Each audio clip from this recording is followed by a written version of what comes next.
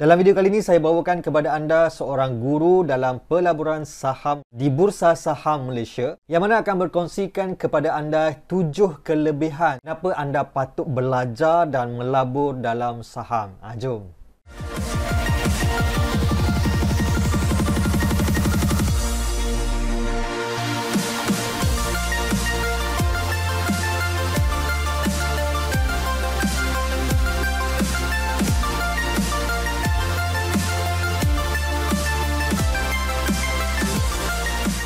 Assalamualaikum semua. Terima kasih Tuan Wan kerana menjemput saya. Ini adalah slides yang saya prepare untuk sesi kita pada kali ini. Rahsia sebenar jana keuntungan dari saham kini terbongkar. Jom. Okay, so ni adalah basic lah disclaimer saya perlu tunjukkan. Alright, so ni dia boleh baca nanti. Nama saya Ahmad Nizamuddin bin Malik Rizwan. Okay, tapi di internet saya lebih dikenali dengan nama Nizam Malik. Okay, dan saya mengenali dunia saham ni pada tahun 2014. Pada tahun 2017 resign daripada Kementerian Kesihatan Malaysia. Okay, saya membina Wealth Academy Sedang Berhad. Kita fokus membantu newbie yang ingin menceburi dunia saham di Bursa Malaysia. Dekat Malaysia ni, majoriti rakyat Malaysia masih lagi tak kenal saham. Okay, jadi saya rasa terpanggil untuk share ilmu yang bermanfaat ni di mana dapat membantu orang ramai untuk membuka saluran pendapatan melalui saham semudah di hujung jari lah. Okay? Dan fokus saya selain daripada newbie ni, fokus yang lebih mendalam lagi adalah saya nak bantu orang yang ingin mencari sumber pendapatan selepas bersara dari kerjaya mereka lah. Okay, so saya ada publish satu buku bertajuk 79 Soal Jawab Saham bersama Tuan Nizam Malik. So buku ni kita publish dan kita submit ke Perpustakaan Negara. Okay, dan buku ni adalah compilation kepada soalan-soalan yang saya selalu dapat daripada follower saya, daripada student saya. Okay, di mana saya buat Facebook Live, saya buat kelas. Jadi soalan yang sama berulang kali sebenarnya saya dapat. Jadi saya compile dan jawapan-jawapan saya tulis kat sini dan saya jawablah. Dan kebanyakannya soalan bagi orang yang baru nak start, okay, dan tak nampak lagi saham ni macam mana lah. Jadi ni buku yang saya terbitkan. Buat masa ni baru satu je. Tapi saya dapat banyak permintaan lah untuk kita produce lebih banyak buku selepas ni, insyaAllah. So buku tu macam mana nak dapatkan tu? Ada di kedai-kedai buku ke atau macam mana? Buku ni tak ada dekat kedai buku, kita self-publish sahaja. Okay, dan kalau berminat boleh dapatkan daripada link kita lah. Kita ada sediakan link untuk tempahan. Nanti kita akan proses dan hantar terus ke rumah anda lah. Macam tu. Direct dengan tuan lah maksudnya. Betul. Yang pertama saya nak share tentang 7 kelebihan melabur dan trade saham. Yang kedua, okay, saya akan share dengan anda semua yang menarik tentang 2 cara membina pendapatan melalui saham yang sesiapa pun boleh buat. 7 kelebihan melabur dan trade saham. Pelaburan dan trade saham di Bursa Malaysia ni adalah satu medium pelaburan yang sah di sisi undang-undang Malaysia. Nak melabur mesti melabur di tempat yang betul, okay, yang dikawal selia oleh badan-badan yang berautoriti di Malaysia lah. Berkaitan dengan undang-undang ni, kan kita ada tengok selalu kan macam dekat YouTube ke, dekat iklan-iklan mana-mana lah, dekat Facebook kadang-kadang keluar iklan macam contohnya Outstar FX, lepas tu keluar iklan trading. So adakah itu saham juga ataupun kebanyakannya yang kita dengar adalah forex lah. So adakah forex itu saham? Sebab dia kata trading kan, trading lah, buat investment lah semua kan. Dan adakah itu patuh undang-undang? Okay, right. So kena faham dulu asas saham dengan forex. Saham dengan forex ni dia berbeza. Okay. Ramai orang dia samakan saham dengan forex. Dia dua benda yang totally berbeza. Saham ni kalau saya boleh share secara ringkasnya, saham adalah pemilikan perniagaan. Bila kita beli saham, kita jadi owner of the company. Contoh syarikat macam Maxis, Mr. DIY dan Nestle contohnya. So syarikat-syarikat ni dia jalankan perniagaan dekat dalam Malaysia. Okay, jadi syarikat ni dia berstatus berhad, dia senaraikan syarikat dia dalam Bursa Malaysia dan dia buka pegangan saham dia kepada orang awam untuk beli saham syarikat dia. Itu saham. Forex pula adalah foreign exchange, pertukaran nilai mata wang. Okay, jadi kat seluruh dunia ni semua negara ada mata wang. Malaysia ada ringgit Malaysia, US ada US dollar, Singapore ada Singapore dollar, Jepun ada Japanese yen. Jadi nilai mata wang ni dia turun naik setiap hari bergantung kepada ekonomi sesebuah negara dan faktor global lah. Okey, jadi because of nilai mata wang tu dia turun naik setiap hari, online forex trader ni dia pairkan nilai mata wang tu dan dia trade pertukaran nilai mata wang. Perbezaan nilai mata wang tu dia trade. Itu adalah forex. Hmm. Saham bukan macam tu. Saham kita beli pemilikan perniagaan Dia dan beli kita jadi syarikat. owner of the company. Jadi ni Hmm. totally dua benda yang berbeza. Dan benda ni orang kena tahu. Sebab ramai orang kata saham forex lah. Forex saham lah. Sebenarnya tak. Dia dua benda yang berbeza. Jadi kita tak perlu bincang pasal hukum sebab hukum pasal saham dan forex tu jelas. Kita boleh semak fatwa kebangsaan. Tetapi isunya adalah dia adalah dua benda yang berbeza lah. Jadi Hmm. macam Okta FX tu yang ada FX kat belakang tu biasanya forex. Dan Hmm. forex buat masa ni dekat Malaysia adalah tidak sah ataupun illegal lah dekat Malaysia, tidak dibenarkan, Tak patuh undang-undang lah. tidak patuh undang-undang. Jadi dia Hmm. sebenarnya buat benda yang salah lah Hmm. dari segi undang-undang lah dekat Malaysia. Walaupun artis yang promote tuan.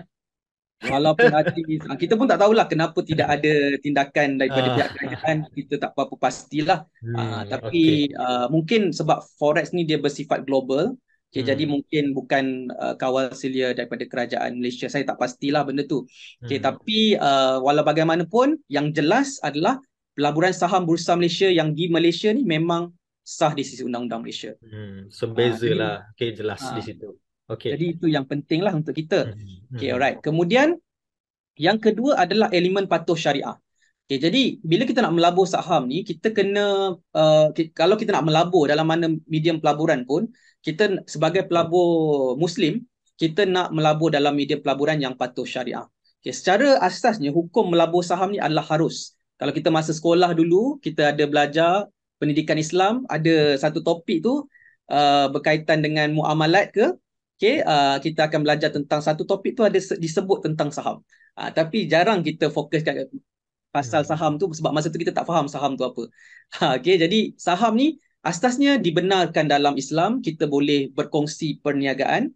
Okay, dan sebab itulah ianya patuh syariah. Cuma bila kita bercakap tentang patuh syariah ni, okay, basically um, dalam Bursa Malaysia ada lebih 900 lebih kaunter saham ataupun syarikat Bursa Malaysia ni. Ada kaunter yang patuh syariah, ada kaunter yang tak patuh syariah. Okay, jadi fokus kita adalah untuk beli kaunter yang patuh syariah sahaja. Yang kaunter Hmm. yang tak patuh syariah, kita abaikanlah. Jadi samalah bila kita cakap ada kaunter patuh syariah, ada kaunter tak patuh syariah, dia samalah macam kita beli makanan. Sebab tu saya letak logo halal ni. Logo halal ni, kita kalau beli makanan, kita akan tengok ada cop JAKIM halal tu kan. So Hmm. dekat luar sana, makanan ada yang halal, ada yang haram.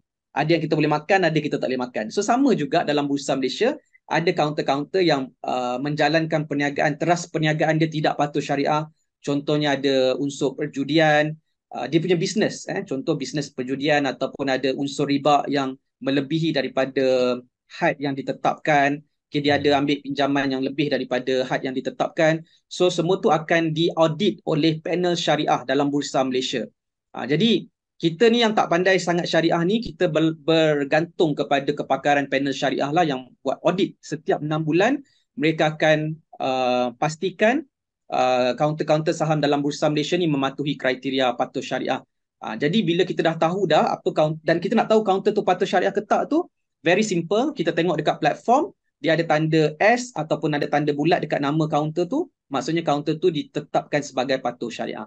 Yang tak ada tanda bulat, yang tak ada tanda syariah, kita tak payah beli. Kita abaikan. Hmm. Very simple. Yang ketiga adalah kos yang rendah untuk bermula. Masa first saya kenal saham 2014, masa saya buka akaun CDS dan saya jumpa dengan remiser saya, dan antara soalan yang saya tanya juga adalah berkaitan dengan modal ni, dan masa tu saya dapat jawapan di mana sebenarnya untuk bermula dalam saham ni tak memerlukan modal yang besar. Okay, kita bermula dalam saham ni kita kena buka akaun dulu, akaun CDS nama dia.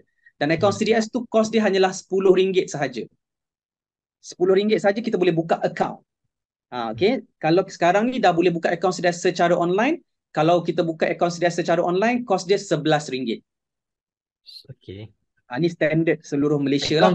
Akaun tu untuk apa tuan? Akaun untuk membolehkan kita membeli saham dan menjual saham. Jadi kalau tak ada Macam akaun CDS, tak boleh beli saham. dia memang wajib ada lah.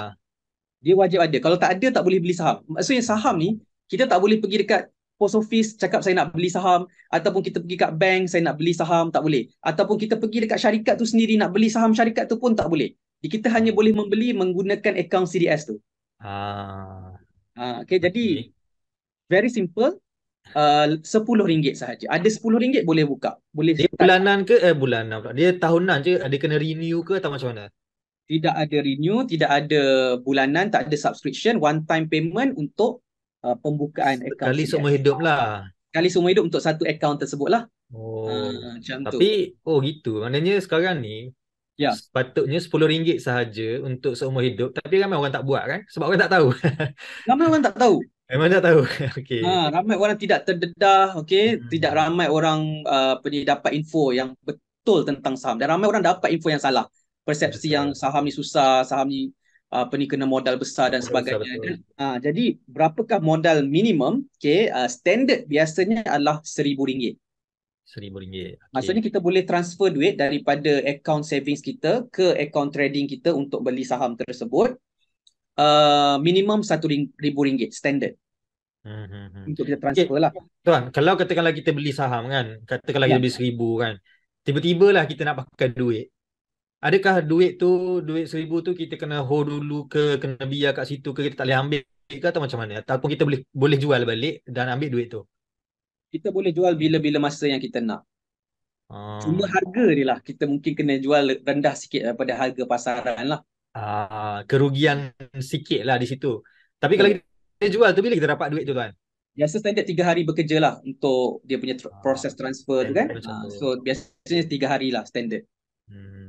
Sekiranya ada orang cakap, RM1,000 banyak ya, kata modal rendah, RM1,000 tu besar. Sekiranya dia cakap macam tu, maksudnya dia belum ready untuk saham. Tak sesuai lah. Ya, betul. Saham ni terbuka untuk semua orang, siapa-siapa. Dia tak ada diskriminasi. Sebab ada orang cakap saham ni hanya untuk orang kaya. Bukan.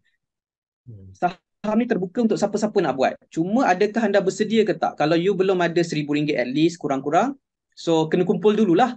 So bila you dah ready, then baru you start. So jangan bermula dalam saham kalau kita belum bersedia. Tak ada siapa paksa kita buat saham. Tak ada siapa kejar kita untuk buat saham. Kita yang decide sendiri.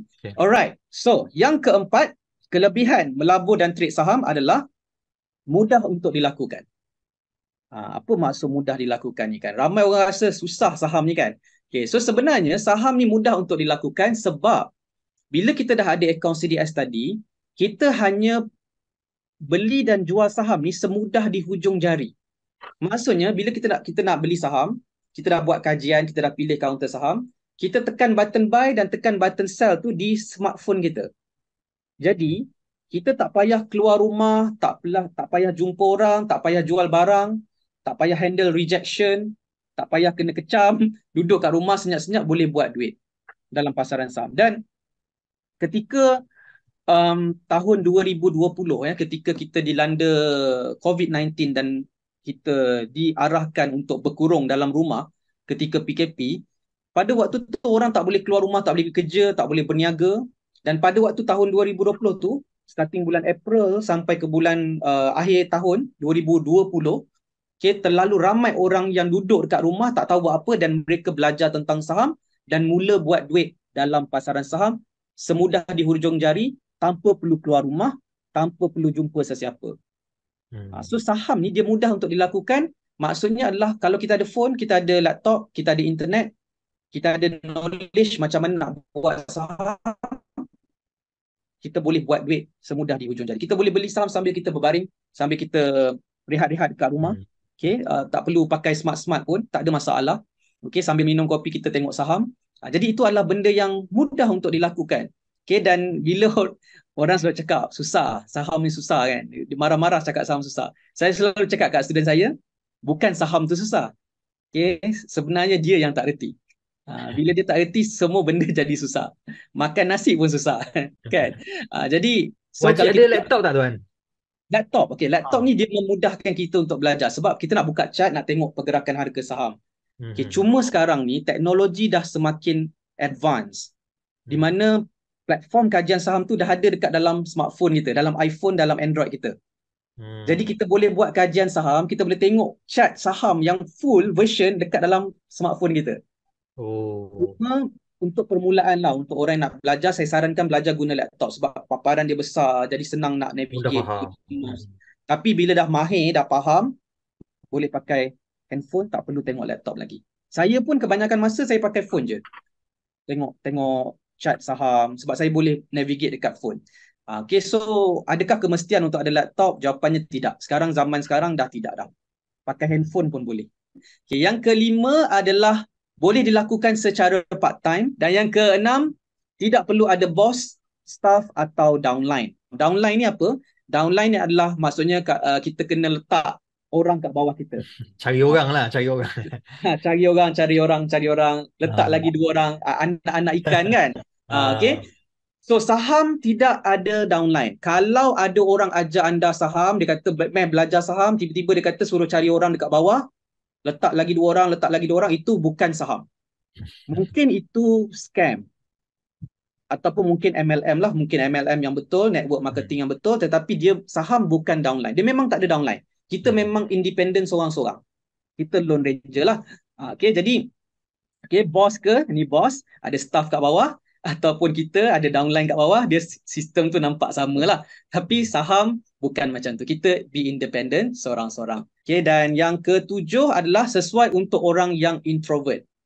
Introvert ni adalah orang yang dia jenis menyendiri, dia tak ramai kawan, dia tak suka hang out, dia tak suka keluar, dia suka duduk kat rumah, home guy kan. Okay, so ramai orang macam ni. Introvert dekat Malaysia ramai. Okay, dan dia prefer untuk gerak lone ranger lah, berseorangan. Saya pun seorang introvert, personally sangat introvert. Jadi bila saya tahu boleh buat duit dalam saham ni semudah di hujung jari, depan laptop, depan phone, saya rasa itu adalah satu benda yang sesuai dengan diri saya. Sebab tu saya nak mendalami benda ni, okay, sebab saya rasa ada kesesuaian dengan diri saya. Jadi basically orang yang introvert ni dia suka menyendirilah, okay, dan dia buat hal dia sendiri dengan handphone dia, dengan laptop dia. Tapi yang bestnya dia buat duit dengan menyendiri tersebut. Okay, 2 cara membina pendapatan melalui saham.